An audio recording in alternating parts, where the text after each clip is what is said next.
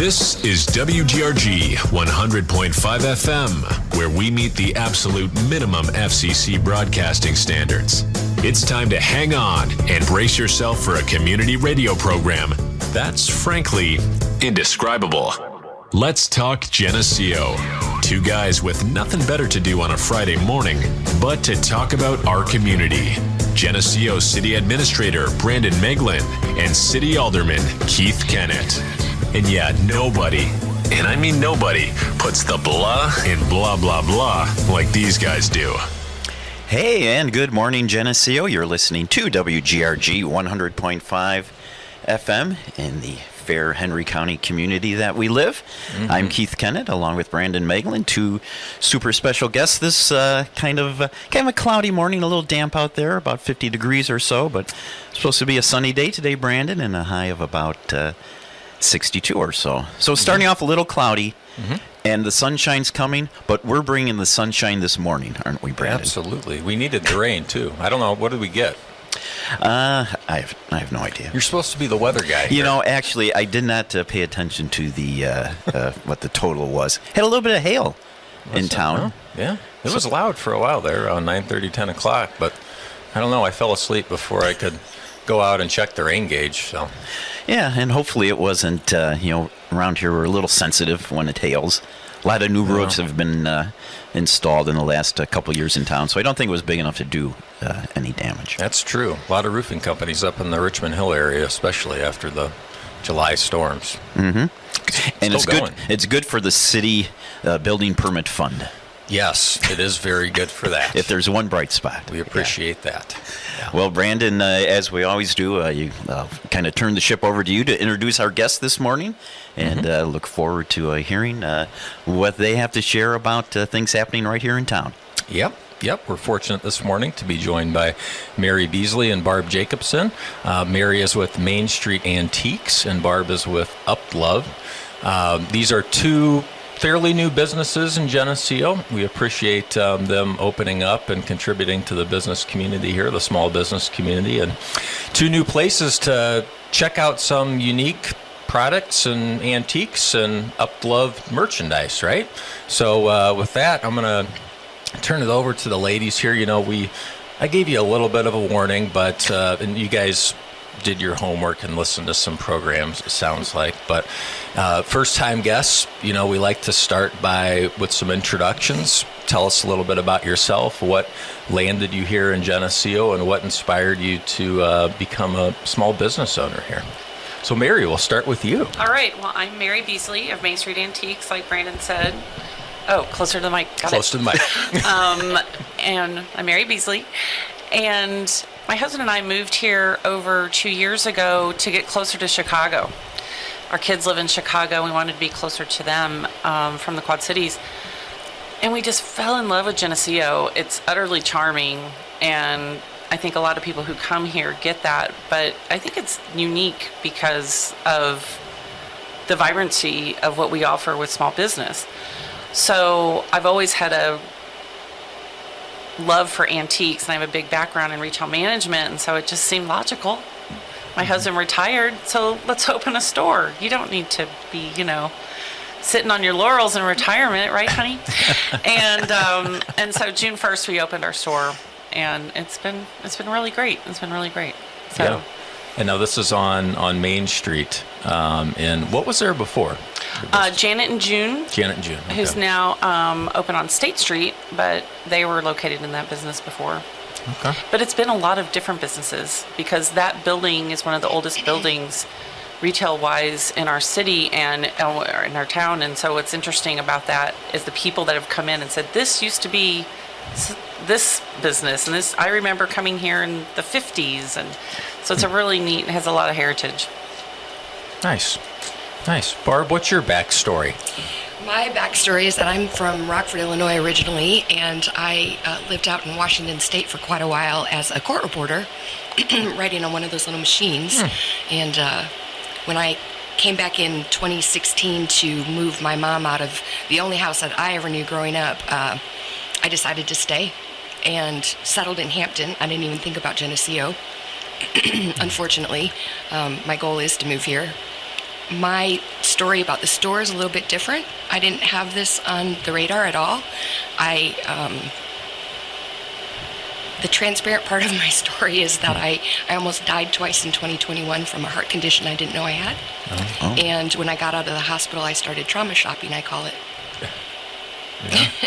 And I quickly amassed a whole bunch of junk that I was going to repurpose for something. And I tried to sell it in my house, and then I got a booth at a local store in Davenport. I met a gal. We started doing shows. It was a lot of fun. People kept asking if we had a store.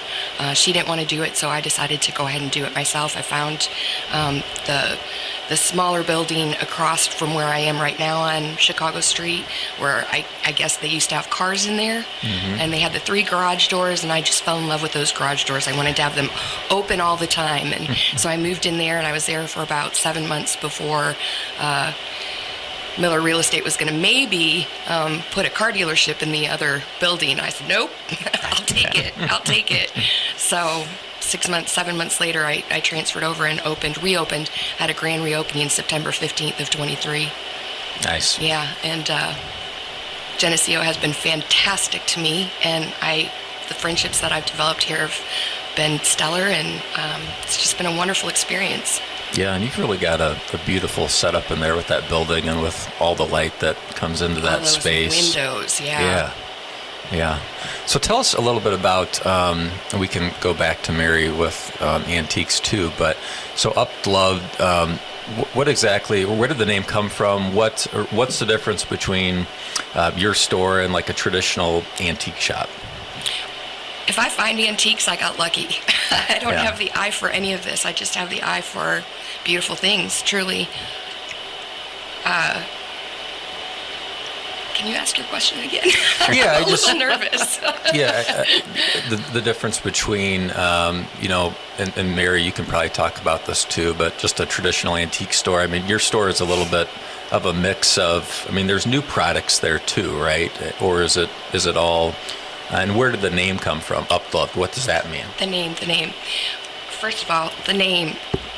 Before my falls, and when I say fall, I mean I fell out of my loft, and then probably that smash is what saved me that time. And then 10 days later was when I had my second experience, my heart experience. And after all of that, and I'm sorry, before that,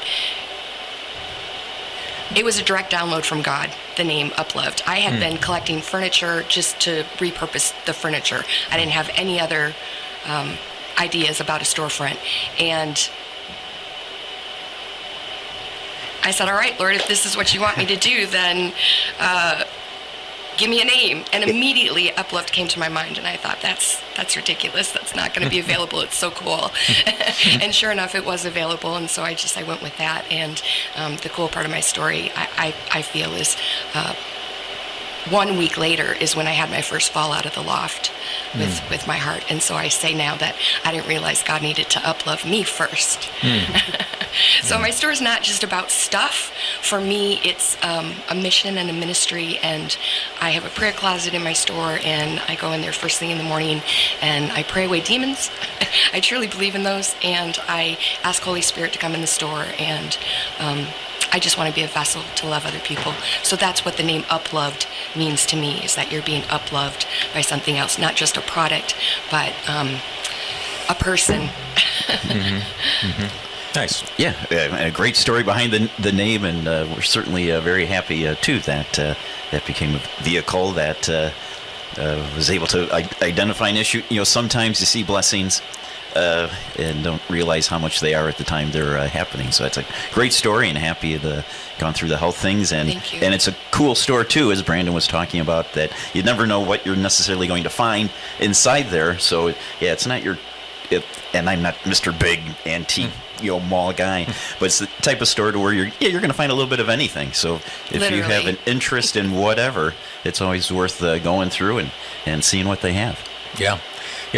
Mary, I wish I could ask you the same question, but I feel like your name is pretty easy to understand. Yeah, Main let's Street swing that Antiques. pendulum right on back now and say, gosh, Main Street Antiques. When naming a business, there's so many charming things that, they get named. And a lot of times people use their names and their own personal names and things like that. But ours was strictly, because it's on Main Street and that it was memorable. And I can say that to almost anyone if I'm out and about going, hey, we're at Main Street Antiques. That's where you can find us. And I can hand them a business card, but that's much, Main Street Antiques is going to stick in their brain. Our store is mostly antiques. I would say 85%. There, with seasonal things, we kind of can bend that rule a little bit and do. But our stores are very similar in the fact that it's a little bit with Uploved. What do you think of upcycling? Reduce, reuse, recycling. And I think that is a beautiful piece of both of ours and a corollary for both of our businesses, even though my things do tend to be considerably more vintage than Barb's, but we do have that in common with our businesses. So, yeah.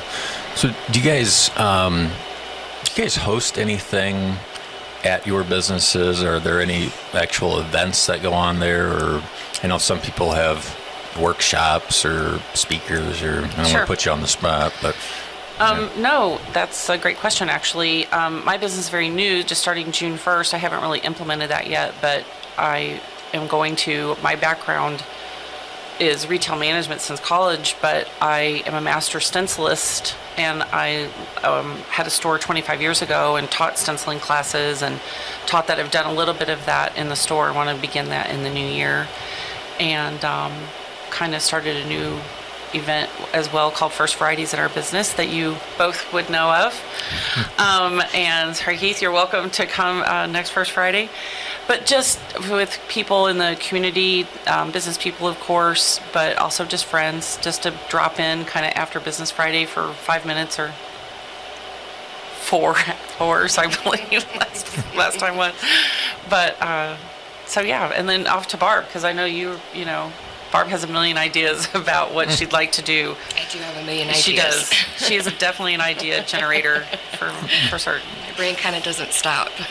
Yeah. Innovation Central, yeah. From the very start, I've wanted to host a book club, which I'm going to start up here, if not in the next couple months, right after the beginning of the year. It's going to be called Heal Your Picker Book Club. I have a heart for hurting women, especially. And so we're just going to throw books into a hat and let God choose what we're going to read. So I think it's kind of neat that I'd come up with that name long before I ever even knew what picking was. And that's what Uploved is about, is I go out to, you'd asked before about what's in my store, where I find it. I go to other thrift stores and just buy whatever my eye looks at, whatever catches my eye, I should say. So I also want to, and I'm remodeling the store right now because I'm going to open at least a quarter of it as craft and community area. So that community area is going to have the Heal Your Picker Book Club and just a time to sit and chat if the store's not busy and people want to come in and talk or whatever. And then I'm going to have a nice big old table and just a whole ton of craft supplies to do things together. If you've got something at home, you need some buttons or corks or fabric or whatever, come on in, or you're just bored and you just don't want to do it alone, let's do it together. You can't figure something out, let's figure it out together. Yeah. So there's a lot of that in retail, I've noticed, especially since COVID.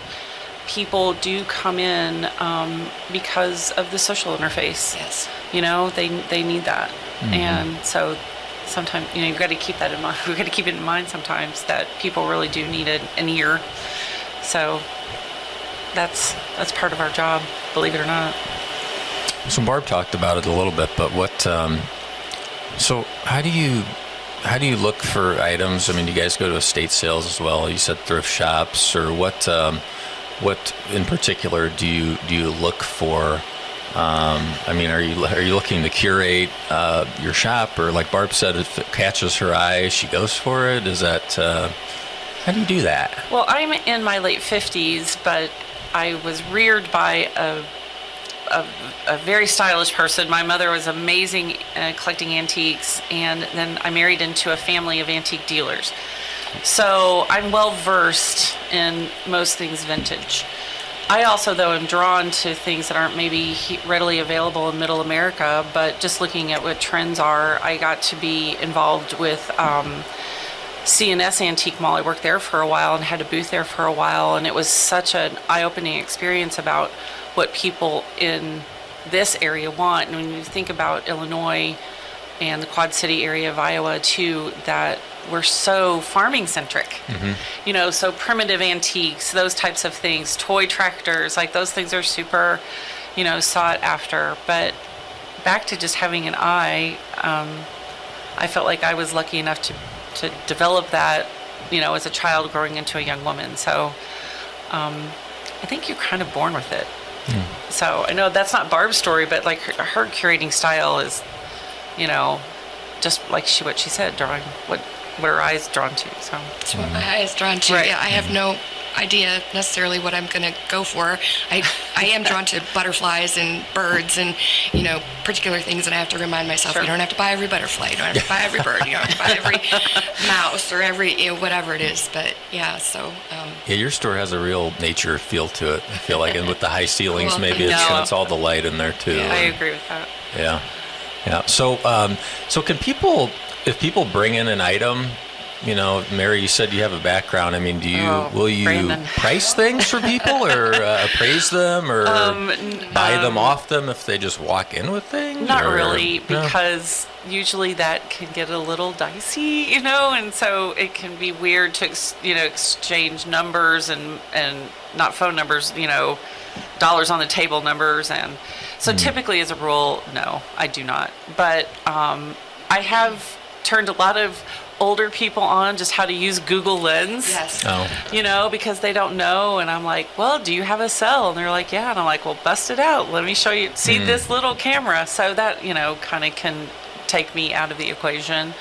But it's fun to see things. I have gotten a lot of things in the store that I haven't purchased from someone, but, you know, to get a snippet, you know, into someone else's life. And both Barb and I both have gone picking at people at their estates together, you know, and so there's a lot of that, you know, like unfortunately maybe, you know, the matriarch of the family has passed away, and so now there's a big estate, and can you come and take a peek? And we get those interfaces a lot. have you guys found any pieces that are particularly interesting as far as like local history? Or I mean, you mentioned, you know, that the farm tractors and things Sure. and toys are really popular because of our community, but as far as, you know, things you find, right, the surprise at a sale, Yeah, I that think- relates to the I have a great piece. It's a immigrant trunk from Luxembourg, dated 1866, and it's beautifully painted on the front of it.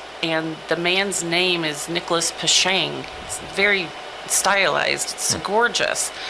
And one of our local artists, Sharon Michelson, was taught by a man with this name in Rock Island, and it was just really captivating because we think that it's probably we don't know anyone from this family now. I guess they're long gone, but it's probably, I mean, it's a unique name, right? It's Pashang, Peschang, and so it's not Smith, you know, and so it could be that, but you never know what's going to come to us. I did also have, I'm sorry, Barb, I did buy a buoy in Maine, and a girl was driving by, and I had set it outside, and it was her grandfather's buoy from a lobsterman in Maine, and she recognized the color. I mean, right?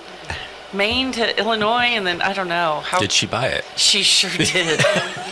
Win, And with win, win. weeping, like with tears, you know, just heavy tears, because she was so stoked that she found this thing. And how could a girl from Maine who'd moved, she was living in Iowa, but just happened to be in Geneseo for the day, and I don't know. So you never know. You never know. That's cool. Sorry. Yeah. You- Barb? I had a customer that brought me in a Geneseo sweater. Oh, yeah, you've got that great letter sweater. Yeah. I'm not quite sure the dates on it. Can't figure out. I think it's a girl sweater, so that was really cool. And I recently found some religious calendars. They're gorgeous that say Geneseo, Illinois on them. I can't remember the church's name, but I'm going to try to put those into frames, maybe for uploving something. Nice. Well, is there anything else you guys would like to share, or things coming up for the businesses that you want to mention, or anything? I do have a 50% off sale. Yes. All the rest of this month and through the 1st and 2nd as well. So, and then I'm going to be shut down. This is Uploved. I'm going to be shut down the first week of November, and I'll reopen with everything Christmas. Nice. Yay. Mary, you're not 50% off? I'm not come on. 50% off. No, Brandon. 75. All right. All right. You guys are killing me. No, I'm not. However, fourth quarter, here we are, we're in it. And small business is, I don't know, I think, but one of the things I read recently is that there's economic anxiety is how it was put versus being in a recession. And I think election years can be interesting. So please shop small when you're thinking of, fourth quarter. But as far as Geneseo goes, we're going to be doing Shop Geneseo, which starts it's the 15th and 16th of November, and that's really big. And then, the holidays are just magical in Geneseo, going all the way through the Christmas walk. So always want to remind people to shop small. There are amazing businesses here and new ones. Yes, I'm new. Barb's only, in a year and a half, almost 2 years actually. But we have, Hometown Collective is new, and Janet and June is now, full-fledged here, and then plus all of our other wonderful businesses in town. So, yeah, Shop Geneseo. Anthology and Red Barn. Right. Oh, yeah, gosh, Anthology for sure is new, and I can't believe I forgot them. So, yeah, we would just really love your business. Yeah. Well, and I think probably most of our listeners know where you guys are located, but maybe Sure. you could share that again, just the business names, Sure. where you're located, your hours, just kind of the basics. My name is Barb Jacobson. My business is Uploved, and I'm on Chicago Street, 780 South Chicago Street, where the old Wonder Bread store used to be. Yep. And I am open Wednesdays through Saturdays, 10 to 5. And most likely in the busy season, I'll open up on Tuesday as well. Again, I'm Mary Beasley, and I own Main Street Antiques on Main Street, but mostly people know it as Route 6, 115 East Main Street. Great businesses. Barb's just down the street, and I'm just around the corner from State Street, so you probably drive by me when you're going down to State Street. So. Easy walk up the street if you're downtown Geneseo. Yeah, we have that great parking lot right there next to Country Financial, so it's all good. All right. Well, thank you, ladies, for being here. Oh, thank you for having us. Yeah, absolutely. Keith, what else is going on? We got Scarecrow Row tomorrow. Scarecrow Row's coming up tomorrow, as Brandon said, and trick-or-treating on the 31st, 4 to 7 p.m. 4 to 7 next for the Thursday hours. night. Yep. Should be fun. Scarecrow Row is 10 a.m. to noon tomorrow. I know Zach was on Quad Cities Live yesterday with the KISS Scarecrows from previous year's winner to display those and show the Quad City community what creative talents we have out here in Geneseo, which were constructed by our city clerk, Paige. Her mother put those together along with Paige's daughter. So, and they keep being recycled into the mix now. So it's great. Well, there you go. A lot of fun out at City Park tomorrow morning. Yep, it's also Witches Weekend in Geneseo. I think last night was kind of the big event. A lot of stores opened up, had games, different sales, things going on. But that continues through tomorrow in downtown Geneseo. What else we got going on? So also tomorrow is, I should mention, for the police department, it's the National DEA Take Back Day. So that's an opportunity for anybody that has prescription medications, anything that they need to properly dispose of there, they can come into the police department, City Hall lobby, and or just stop by and visit the officers there, even if you don't have medication, but they'll have a bin to properly dispose of those items in there tomorrow. That is from, they'll be set up from 10 to 2 in the lobby there at City Hall. Yeah, I noticed a lot of activity on State Street over by the museum. What's going on there on the boulevard? Yeah, so we talked about it on the program a few times, but and a lot of people attended the last lighting of the traditional tree. As we know, that the mayor's Christmas tree, unfortunately, has been dying out for a few years now. This year, it really started looking bad, and so we had it on the agenda for removal earlier this spring we did that, and we have a new commercial grade. It'll be a 30-foot tall with the topper commercial tree, artificial tree that will go up in its spot. So yeah, the activity you see there right now is the excavation of the ground and the point on that boulevard. There'll be a concrete pad going in there for the tree, as well as a pad for right on the tip there where the stage usually goes in early December. The Chamber of Commerce sets up that stage, does the countdown to Christmas walk on it, and then of course during Christmas walk, the announcements and when Santa comes, and the lighting of the tree, which will be especially special this year with the new tree, the lighting of that. So I'm looking forward to that. Actually, this afternoon at 1 o'clock, myself and other city staff members are already preparing for Christmas.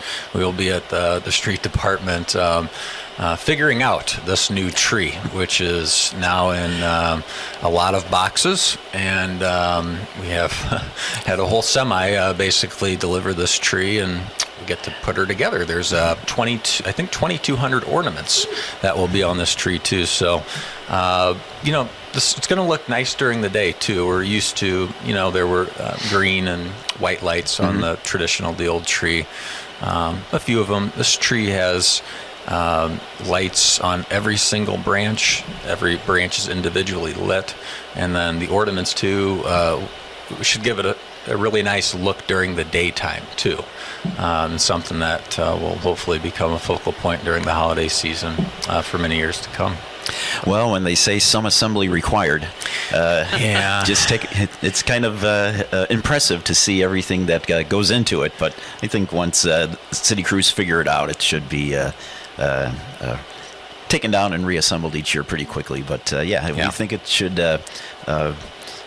went to a lot of effort to try to get the best representation we could, recognizing that the Christmas tree in town does have a prominent place. Yeah, it's an important tradition that the Chamber always does, and with the city's help, doing these things that we don't want to lose. And so, council made the investment into this tree, and it's going to require some extra sweat by myself and our great city departments, utility departments, electric, and City Hall staff. Will have a handful of people putting it together, and then hopefully going forward it will just be a matter of we'll get in a routine of this will be the process. First year is always going to be a challenge with the new product and figuring out how to do it all, though. Yeah. Well, sure it'll go well, and I think that's about everything. I know we had a committee of the whole meeting Thursday night. Don't recall anything significant from that. State Street project is still moving along on schedule. Yep, North State Street's ahead of schedule by a couple weeks at least. Right now, we saw the first lane of concrete go back in earlier this week, and so the street's going back in. The goal date for that the completion date is set for December 1, but we should be looking at more like mid-November, getting State Street reopened there, which a lot of people will be excited to have that cleaned up.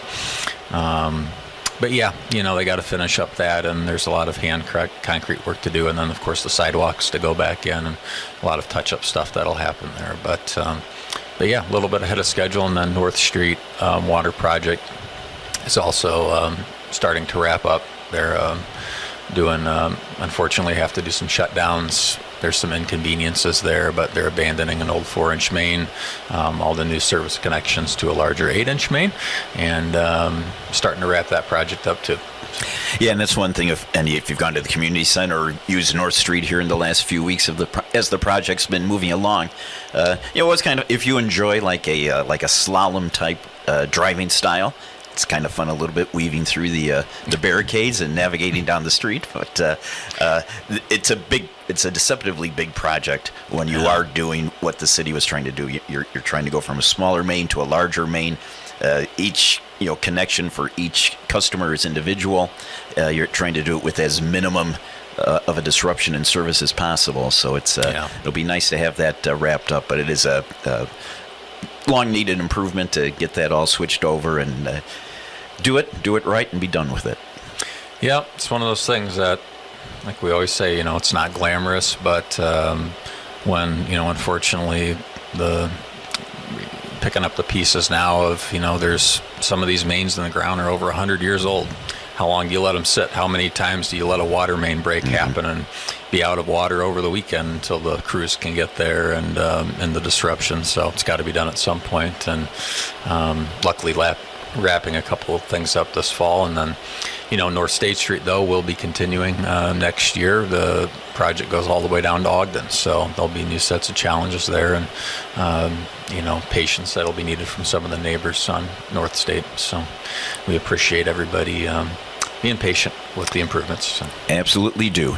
Well, if anybody's out there listening or watching this on the podcast or however you're taking this in, if you would like to get a hold of us or have any questions or comments, best way is always to email Brandon, and the email address is? Yep, bmeglin@cityofgeneseo.com, BMAEGLIN at cityofgeneseo.com, or just stop by City Hall. Give us a call. All right. Happy to talk to you in person, too.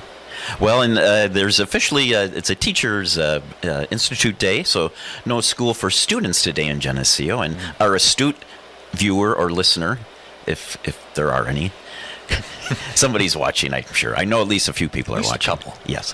But, normally by now you're hearing the student announcements and those sorts of things in the background. So quiet today. So quiet and peaceful in the studio this morning. What could be more?